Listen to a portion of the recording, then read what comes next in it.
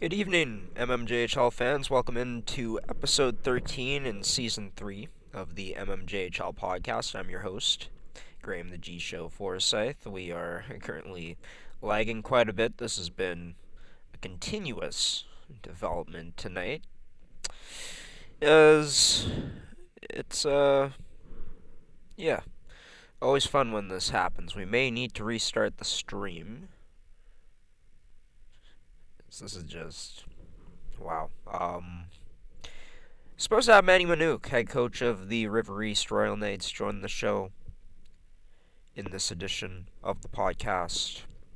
If we can get to him, that would be great. But other than that, yeah, I was hoping to go into All-Star Game roster releases, as we're going to be covering that game this year at Eric Coy Arena.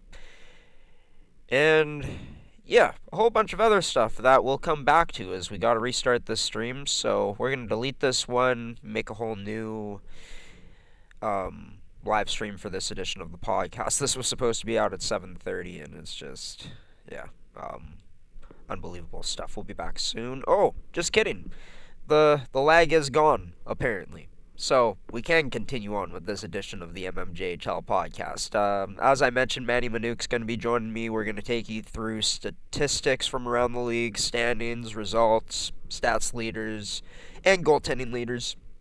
And we're also going to briefly show the all-star rosters. What I mean by that is we're not going to totally break them down until, well, later on this week when we bring you another edition of the mmjhl podcast, as it's a double whammy on this first week of February in 2026. Hope you enjoy this interview with Manny Minuk, the newest head coach of the River East Royal Knights. And by newest, I mean, well, it's been a few years since they made a change, but heading into this season, they did make a change with their bench boss.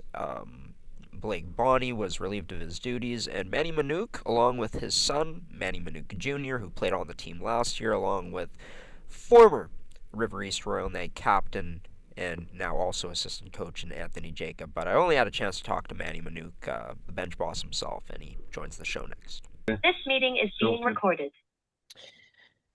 Manny Minuk, head coach of the River East Royal Knights, first year behind the bench for this squad, joining this edition of the mmjhl podcast. Manny, you got the team looking right now. They're about middle of the pack, up back in the playoff race, fully in it, after missing the last two seasons of playoffs, finishing dead last 2 years ago, second last year. What's that experience been like, first off, taking over for a team that's been itching to get back in the playoffs? Oh, well, yeah. I mean, it's been great, but that's probably the reason, or one of the reasons why we've had a little more success this year is so many returning guys, and they're itching so the playoffs here. I mean, along with coaching with me too. I mean, I think everybody on the team kind of feels like they had something to prove, and maybe it was a little blip the last couple of years, but few decent additions, and yeah, it's been good. The dressing room's good. All the kids are really easy to work with, and very mature young men, and they all get along great. It's a real good dressing room, so for sure makes it a little bit easier for us. And of course, this news coming into the season that there would be a coaching change. They'd be going away from Coach Bonney and slating you in as the bench boss. How did it come to be for you to end up getting the job? What was that conversation like with you and the owner and Barry Bonney leading to that? Well, it was a surprise. He just called me up one day and said, "Do you want to coach the team?" And obviously, I was interested immediately. I mean, just wanting to get back into the game, and watching the Knights play the last couple of years, and seeing this league, how much better it's gotten over the years, with obviously my older son playing there the last few years. So it definitely reignited a little bit of the flame. So it wasn't a hard decision. One of the things, I'm still good friends with Blake Bonney and Ryan Bonney and Barry's boys too. So I wanted to make sure that everything was on the up and up there, and there was no issues. But yeah, it was an easy conversation. I mean, my kids are all getting a little older, so I got a little more time on my hands these days, and definitely feels good to get back in the battle for sure. You're gonna get into what that relationship's been like with you and your son behind the bench in just a moment. But like you said, you wanted to get back into it. By the looks of your background, you got a sweet setup there with all the different pictures throughout hockey history. But what's your experience, I guess, beforehand coaching, leading into this, beforehand coaching the teams you did? Yeah, well, so I started coaching Double A hockey when I was still playing for the Knights, so 25, 26 years ago. The first guy that I coached with was Mike Ridley, so it was a real good learning experience. That year for sure. Coached Double A for a few more years, and then I got back into it with my kids. I got two boys that played right all the way up, and I ended up coaching Double A again a few years ago. And yeah, I mean, never really thought I'd be coaching junior hockey, I guess, at that point, but I definitely jumped at the opportunity and more than happy to be doing it. And I think we're learning and growing along the way too. So, coaching young men is different than coaching little boys and girls too. So, Oh, I could imagine the dynamics just a bit different. Hey, would you say that's probably been the biggest challenge so far? Learning to connect, like you said, with older grown men compared to the younger kids you've had a chance to coach in the past. no, I don't think so because it's almost like coaching your buddies. You know what I mean? Some of these kids I've known for a long time too, and I've watched a lot of them grow up and play, and then some of them have been friends with my kids the last couple of years. So um, you can get away with a little bit more, saying to being a little harder on them, obviously. Definitely more systems than coaching younger guys. So um, it's just different. It's definitely more advanced. I've been watching and learning a lot more than I have in past years. Just again on like the systems and maybe a little bit of the psychology dealing with older players. But I just find them easier to talk to because you can bring them in and actually have a conversation with them. And the one thing about this team is that I knew going in that the dressing room was really good. I mean, I knew if there was issues with personnel or the team was a problem off the ice the last couple of years. I don't even know if I would have done this, but I knew walking into it, I had a really good dressing room, and it was just a matter of getting them to play a little better on the ice. And of course, you got some player expertise alongside you on the bench with former captain Anthony Jacob and your son, Manny Minuk Jr. First off, what's that dynamic been like between you and Manny on the bench? Same old, same old? Yeah, same old, same old. I mean, he's definitely a more forward speaker and thinker. He speaks his mind and he lets you know when he's not happy with something. But he's been really good this year. Very knowledgeable. Both those boys are very very knowledgeable. They obviously have a ton of knowledge about the players in this league, which is something that has been a huge asset for me. Just we know a lot of the players going up who we're going up against before the game starts. I wouldn't have known that just walking in as a new coach and maybe having different inexperienced coaches with me. So, and then with him being a goalie, it obviously helps. He Right. can talk to the goalies and he knows exactly where they're coming from and things to discuss with them. So it's been easy. And then Anthony's just a born leader. Obviously he had the C last year too, so there's a reason for it. Super good work ethic. Um, Takes care of his body. He works out, so it's some of those things he preaches to the players also. So we kind of have a pretty well-rounded group, I find there. And it's kind of crazy. Throughout the past 2 years, there's been a boom in terms of former players going right into coaching, and I think that's a really interesting point that you bring up in terms of they got an inside track because they've literally lived through it, played against a lot of the players that are still in this league. But I know me and you had a conversation before one of your games at St. Vital, and you said one of the things you were also really happy about is they're not just gate openers, puck go getters, but they're really helpful and really locked in and committed to being there. Of course, as you know, you're only as good as your staff. So that I'm sure has made things even easier for you knowing that there's that buy-in from the rest of your staff. Yeah, for sure. I mean, the good thing is that, like, I know I was asked earlier this year, but they're actually really good communicators. And for two players to come right out of the league and then coaching their friends and their former teammates, they're actually able to talk to these guys, and these guys actually listen to them. Like, they're not just barking, or they're not just saying stuff, and the rest of the players are going like, well, I don't really care, you're just a young guy, you don't know much, you were playing here last year, da da da da. Like, the guys are actually listening to them, but I think they talk to the players respectfully also. So, but it kind of goes back to the way that room was last year. Like, all those guys got along, and I think they all respect each other. So, um, it's been good. But I have noticed some other teams have some younger guys, and I mean, I think that's sort of, I mean, that's what happened with me when I was young. I started coaching right away, and I think that's what we need to see more of. We need to see more guys jumping out of junior hockey and getting right into coaching. So, Oh, agreed. And you only get better the earlier you start, right? I feel like that's the same with anything in this life. And great to know that they've been able to be great additions to this coaching staff as well as yourself. Like we've talked about, a good group coming in, an experienced group coming in, of course, getting Anthony Jacob, or not Anthony Jacobs, sorry, his teammate last year, and Kalen Reynolds back from the Charleswood Hawks, and he's been a big time performer this year for this group. And this team's on a 4 game winning streak when teams are kind of playing at their best here, pushing for valuable playoff points. So, what have you seen in terms of just things starting to come together again throughout this stride? yeah, well, I mean, to be honest with you, like, that little middle section of the season there, where we lost our rink, was kind of tough. Like, it wasn't great for morale, but we only had, I think, 3 or 4 practices in that time. They're all at like 10:45 at Gateway. That was the only ice we could get.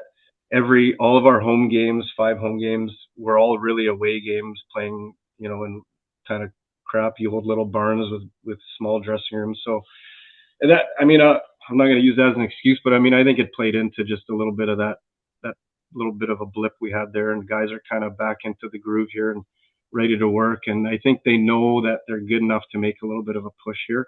Um, we started the season strong, dipped a bit. Now we're coming back again. But uh, like I said, it's just like the work ethic. The leadership group is really good, and more than just the 3-4 guys we have wearing letters.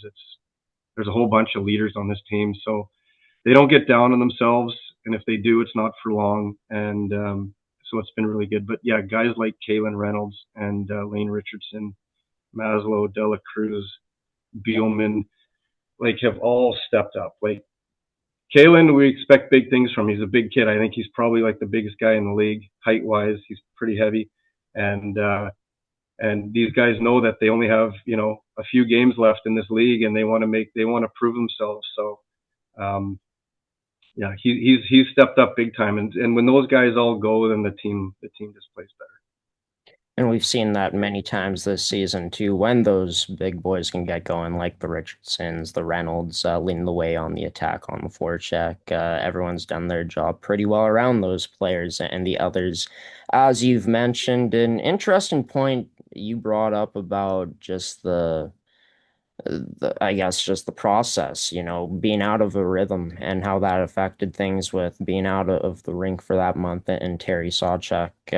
You kind of don't really think about that when every team is kind of playing in the same city, but definitely it does change things when you get out of a routine a bit. For this group too, this year they've been able to pull off some big wins, giving the Reals one of their first few losses of the season, being able to go out and beat one of the franchise's biggest rivals in Charleswood. A few games ago now during this 4 game win streak. And of course, being able to compete with a lot of the top teams in the league this year for a group that knew what they had coming in, being able to go out and actually see it, that must do a lot for this group's confidence, I bet. Yeah, I mean, and we're playing a few big boys coming up here too. So it's always a test, but like every team in this league is good. Like every team in this league can give you trouble on any night. So Charleswood's always, a tough team to play. They're well coached, they're disciplined, they're skilled, right? Obviously, you know what you're getting with the Rails and the Railers. Stonewall's coming on strong. The Canucks are coming on strong. Like the Vics are such a tough team to play. I find too. Like I don't think they should be where they are in the standings. They've probably had a little bit of a string of bad luck, but like they give us good games every time. They're a tough physical team to play. So every team is is good. They're all well coached. Every team has skill. So I mean, it just comes down to sometimes who wants it more. And that's been the case many times in this league. And you're so right about Saint Vital. Like, if not for a 15-game losing streak, could they be a bit higher in the standings, right? And they're very well in the playoff race still. I mean, Pembina Valley has even seen improvements in their game as the season has gone along. And just knowing you got this stretch of opponents coming up, knowing that this team is moving forward, looking ahead to playoffs at the end of the day, how valuable do you feel like it is to not only play these quality opponents, but playing them all in such a short amount of time in February? Yeah, it's a pretty tight bunch of games we have in February, and we need a test. I mean, I think every team coming down the stretch towards the end of the season, like they want to see what their players are made of. They want that test. You don't want to have any easy games going in the playoffs, so it's no different than us. So we got to come to play every night. Prove that our little, our 5-game winning streak coming out of the gate this season, and then our last 4 games isn't just a fluke. So the guys need a test. I mean, we're also first time we're really healthy all year too, so that probably plays into it a little bit. Hopefully, we stay that way. And but the guys are playing. They're playing good. So we'll probably practice a little bit more here going down the stretch too, which is going to help. And looking forward to the warmer weather and getting to the playoffs. It'll be fun. Yeah, warm weather would be nice for sure, as it's been one of those colder winters here in Manitoba. But yeah, this Royal Knight squad back in action this Sunday in the afternoon down at Southdale Community Center against the St. Boniface Riels. Their new bench boss, his first year behind the bench for the River East Royal Knights, Manny Minuk, joining this edition of the show. Manny, thanks for taking the time and looking forward to seeing you guys around the rink some more this year. All right, thanks, Graham. Thanks for doing what you do, by the way.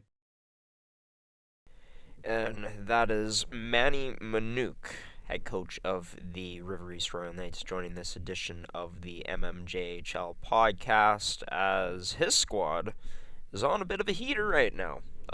Excuse the voice crack there, but 5-game winning streak. They're the hottest team in the mmjhl, and, well, hoping to clinch a playoff spot very soon, as the top 4 teams in front of them have locked up playoff spots, Charleswood and Stonewall.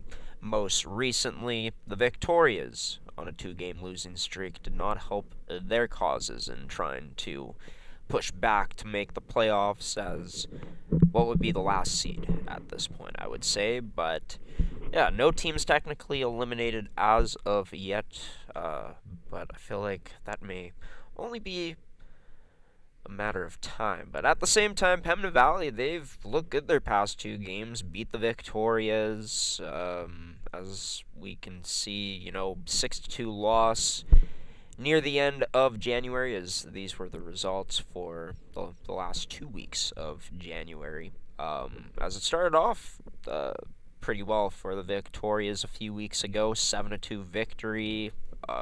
Big victory the next day over the St. Boniface Riels, but then, in their next game last Thursday, falling 6-1 to St. James, and then, of course, falling in the next ones to the Pembina Valley Twisters. They got the day off on Sunday, but as we can see here, only 4 matchups in the league. Yeah, Vic's having a bit of time to think and regroup moving forward. But as for the latest games in the league, the Transcone Railer Express were able to get back in the win column, although they had to come back against the Raiders Junior Hockey Club to do so, down 2-1 after 40 minutes. Kept their composure, it seems, and were able to move back into the win column with that victory. First team to reach 30 wins this season. barn burner between the River East Royal Knights and the St. Boniface Riels. The Royal Knights coming through with an 8-6 victory as St. Boniface continues to struggle as of late, as it seems. But Hockey for All Center, the Fort Garry Twins, it was an alumni game beforehand, and their team showed out. A huge victory to solidify a playoff spot for them further and further as the season continues to go along, taking down a top 3 team in the right now. And then Charleswood, them and Pemmon Valley always have great battles against each other. It's been that way pretty much all season long, and yeah, Charleswood needed a big second period. We're just able to fend off Pemmon Valley in that third, as we had that game covered on our Uscreen service. Be sure to check it out, as it was a good one last night in Morris. Bentley Brandt and his Prairie Sports Network crew were on the call. As for this weekend coming up, it's a pretty exciting weekend for us, as we will have the game broadcasted this Thursday at St. Vital between the Vics and the Hawks. The Vics in desperate need of a win if they want any chance of making the playoffs. They kind of got to win out, maybe. I don't know. That could be over-exaggerating, but only about 10 games left in the season for this squad. So, yeah, times are getting kind of dire for this Victoria's team. As for Friday, I know that we will have one broadcast for you, but we haven't released our schedule as of yet. We will be releasing another episode this week, so we will have the full broadcast schedule for the first full weekend of MMJHL hockey in February. I guess not a full weekend, because they like to keep Super Bowl Sunday with as little games as possible, and there's only one game on the schedule. We may have it, we may not. Check back on this YouTube channel coming up excuse me, next week, or not next week, a couple days here on the network for episode 14.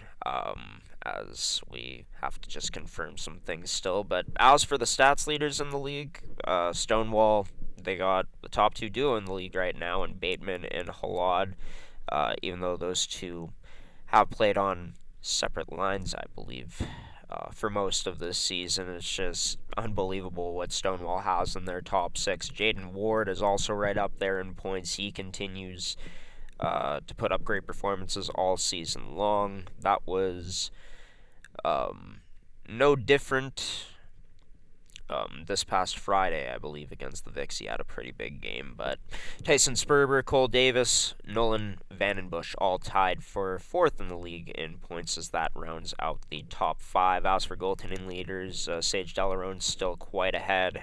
Next most wins would be Dominico and Hunnam. Hunnam still searching for the record-breaking 7th shutout, but yeah, it's going to be interesting to see if he's able to get it done, but he has plenty of opportunities still to do so, since taking a look at the standings, Stonewall has 11 games remaining in their regular season. Full stats leaders can be found on the MMJHL's website at mmjhl.ca. We're going to throw it to a commercial break, and then we'll be back to just talk a bit about the All-Stars and what our coverage is going to be looking like for that big game this Saturday at Eric Coit Arena on a Saturday night. You're watching the MMJHL podcast, brought to you by Elite Prospects, Terrico, Movement Fitness and Performance, Goaltenders, and Can Central Sports Cards and Memorabilia. Can Central Sports Cards and Memorabilia offers the widest selection of sports cards and signed memorabilia in the city.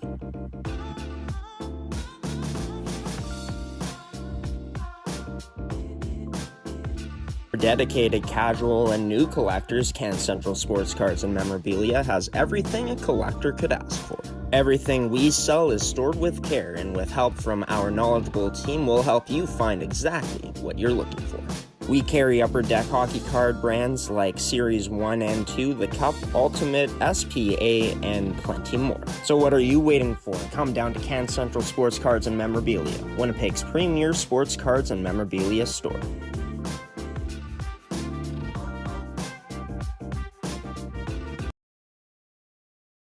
Welcome back to the MMJHL podcast. You've pretty much made it to the end of this show, but before we let you go, I'm going to take you through just the a list of the All-Star teams. It's the Black Division, White Division. So Team Black and Team White, that'll be facing off at 6:45 p.m. at Eric Coy Arena this Saturday night.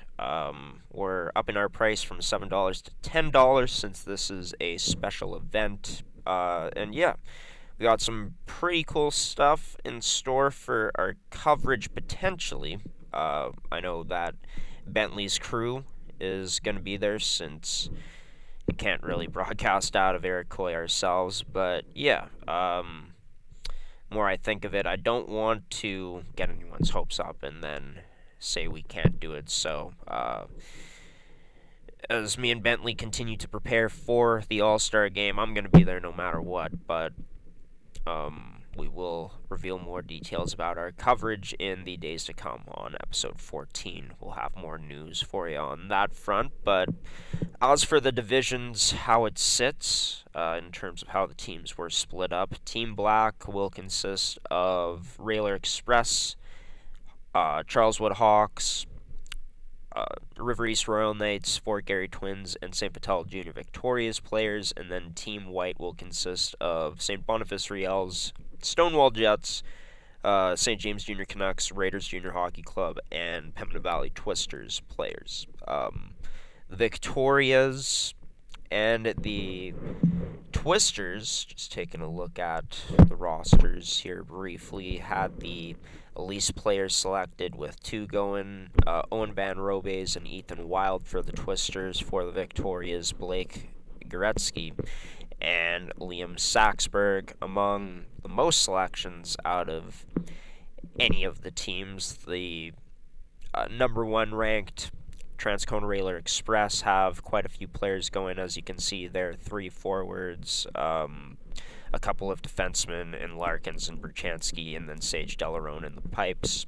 As for St. Boniface, Brzezinski, Davis, Sukut, Lambert, Bachnecht, and then Cole Billis and Cole Billis would be for the Raiders Junior Hockey Club. Sorry, the Riels also have a Billis on their team, but Owen LaRocque getting named to their squad as well from their the St. Boniface Riels to Team White. So those are the teams with quite a few players going.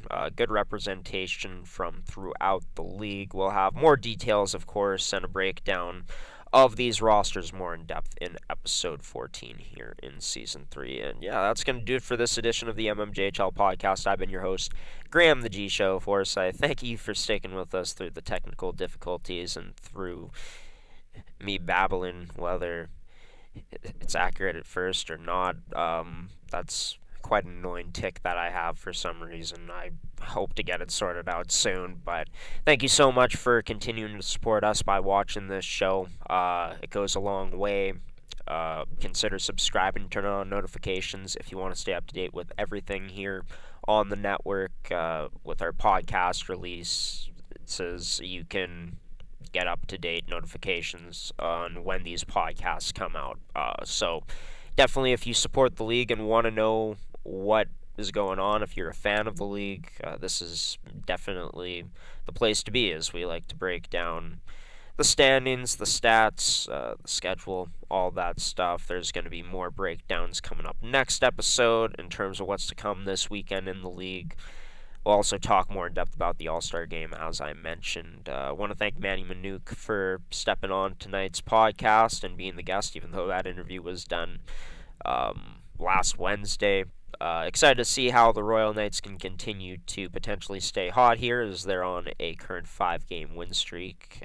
So we'll be excited to follow that along to see if they can make it 6 this upcoming weekend. But as for our sponsors, thank you to Terrico Movement Fitness and Performance, Elite Prospects, Goaltenders, and Can Central Sports Cards and Memorabilia for sponsoring another edition of this show for this great league in the MMJHL. Episode 14, Season 3 will be coming out in a couple of days. We'll see you then, everybody. Or I guess a few days from now, since it's only Monday. I'm a bit ahead of myself. But yeah, take care, everybody. Thanks for watching. Have a wonderful night.